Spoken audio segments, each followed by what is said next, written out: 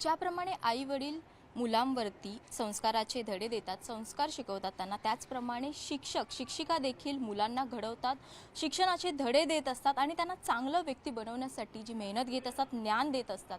परंतु याच शिक्षिका काही वेळेला काही समस्यांना तोंड देत असतात आणि त्यांच्याकडे कोणीतरी लक्ष द्यायला हवे, त्यांच्याकडे कोणी लक्ष देत नसतं. याच शिक्षिकांशी आपण आज संवाद साधणार आहोत. या ज्या सर्व शिक्षिका आहेत त्या बालवाडी वर्गाच्या आहेत. बीएमसीचा जो बालवाडी वर्ग आहे त्याच्या या शिक्षिका आहेत, परंतु त्या काहीतरी समस्यांना तोंड देत आहेत. काय नेमक्या त्यांच्या समस्या आहेत हे त्यांच्याकडून जाणून घेऊयात. रोज तुम्ही लहान मुलांना शिकवता, त्यांना मोठं करण्यासाठी त्याच्यामध्ये तुमचा देखील हातभार असतो, परंतु तुमच्या समस्या काय आहेत? मॅडम, आमच्या समस्या म्हणजे मी सौ रूपा विद्याधर रेडकर गेली 88 सालापासून आमच्या ह्या सीडीओ प्रकल्प बालवाड्या चालत आहेत महानगरपालिकेमध्ये. महानगरपालिका आणि सीडीओ प्रकल्प म्हणजे सीडीओ हे महानगरपालिकेचेच.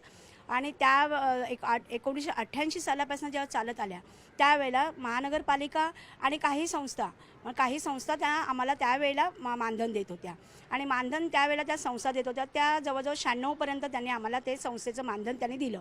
त्यानंतर आम्हाला तुटपुंज मानधनामध्ये काम करणं जमत नव्हतं. त्याच्यामुळे मग आम्ही असं मागणं केलं महापालिकेकडे की आमचे वर्ग हे तुम्ही जे बालवर्ग म्हणजे जे आम्ही मातीच्या गोळ्यांना हा आकार देण्याचं काम करतोय, मग ह्या कुठेतरी आमचं पण पोट भरलं पाहिजे. आम्हाला आमचा हक्काचं न्यायचं आम्हाला जो काय पाहिजे असेल मानधन, तो आम्हाला मानधन मिळवून द्या. जास्तीचं मानधन आम्हाला मिळालं पाहिजे. त्यावेळेला मानधनावर चालत होतं. मग ते मानधन त्यांना कसं देता येईल यासाठी त्या संस्थानं निर्माण केलं. परंतु 96पर्यंत त्या संस्था होत्या. त्याच्यानंतर 95-96पर्यंतच होत्या समोरली. तर त्यानंतर मग आम्हाला 5 रुपये 10 रुपये अशी फी चालू केली होती. ते सुद्धा महानगरपालिका आणि सीडीओ प्रकल्प म्हणजे हे महानगरपालिकेचंच प्रकल्प होतं. कोणी आम्हाला तेवढं मानधन द्यायला कोणी संस्था पुढे येत नव्हत्या. त्यामुळे मग फी घेणं चाललं होतं. तर ते 2005 की 6पर्यंत आपल्याला मानधन आम्ही घेत होतो, फी घेत होतो. आणि त्यानंतर 2007पासून आम्हाला BMC महानगरपालिकेने आम्हाला मानधन देऊ केलं आणि तिथपासून ते मानधन चालू केलं. ते सुद्धा डायरेक्टली आम्हाला न देता एक NGO तयार केलेत आणि त्या NGO तयार करून त्या NGOकडे देऊन ते आमच्यापर्यंत पोहोचलं जातं. मग हे आमचं एकच म्हणणं प्रांजळपणे, आज 88 सालापासून महानगरपालिकेमध्ये बालवाड्या चालत आहेत. मग आमचं एकच म्हणणं की ज्या महानगरपालिकेमध्ये आमच्या बालवाड्या आमच्या मुलांसाठी देखील आम्ही बरेच संघर्ष केले. त्यामुळे जाऊन कुठेतरी आमच्या मुलांना म्हणजे जे आमचे विद्यार्थी आहेत त्या बालवाडीच्या विद्यार्थ्यांनाही काही मिळत नव्हतं. ते सुद्धा आम्हाला 2000 किती सालापासून स्वप्ना 2021 सालापासून आपले पालकर साहेब आलेले. तेव्हा पालकर साहेब शिक्षणाधिकारी आपले आले होते. त्या शिक्षणाधिकारी आल्यानंतर पालकर साहेबांनी आम्हाला आमच्या मुलांसाठी कोणी अगोदर 8 आण्याचं खाऊ देत नव्हतं. त्या आल्यानंतर त्यांनी जे चालू केलं ते आमच्या मुलांना खाऊ तर आम्ही देतच नाही, खाऊ नाहीच मिळतं, सुका खाऊ पण नाही, खिचडी वगैरे नाही. पण शैक्षणिक साहित्य तरी मिळायला लागलं त्यांना. जे बॅगा वगैरे सर्व म्हणजे शैक्षणिक साहित्य जे आमच्या मुलांना द्यायला पाहिजे ते मिळायला लागलं.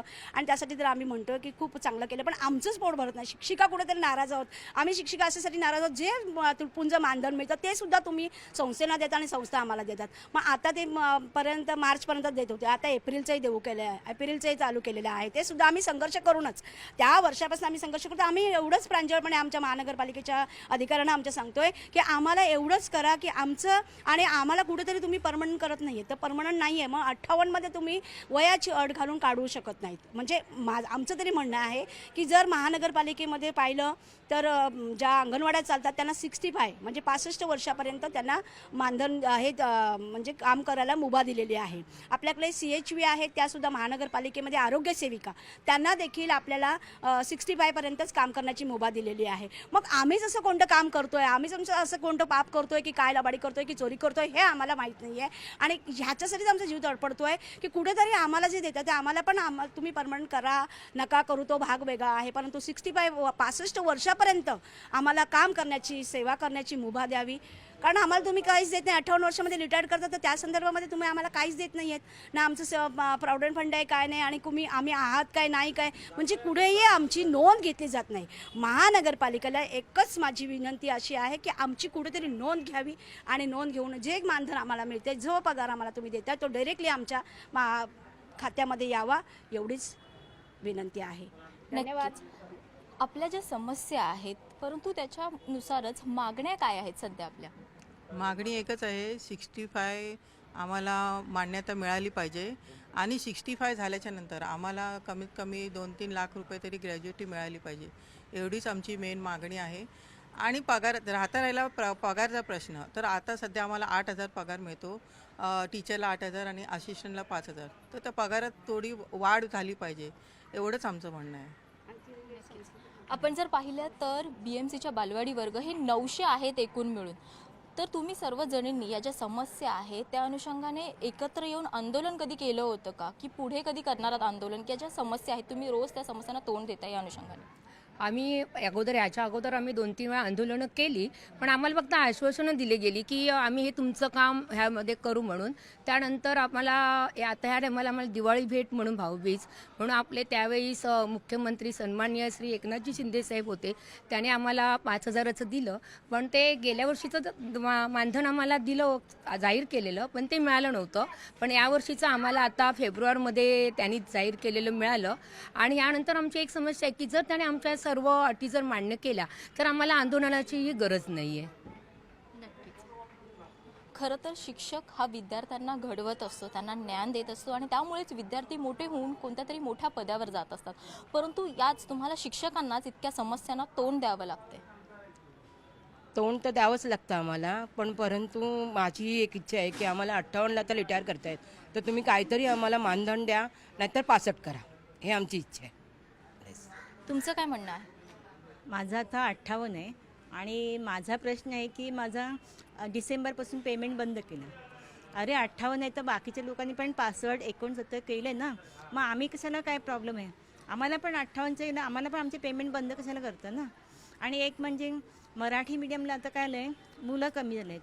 आता आमच्याकडे मुलं येतात, पण अर्धी इंग्लिशमध्ये जातात फर्स्टला, मग हिंदीमध्ये जातात, मग मराठी. हा आमचा प्रश्न नाही ना, त्या पालकांचा प्रश्न आहे. आम्ही त्यांना बाबा कुठे जायचं तिथे जा, पण आमच्याकडे मुलं येतात, पण मराठी वर्ग बंद होत आले, त्याच्यासाठी काहीतरी सरकारने करावं. आणि आमचा 65 हा एज आहे ना, ते पहिलं करावं. अगदीच.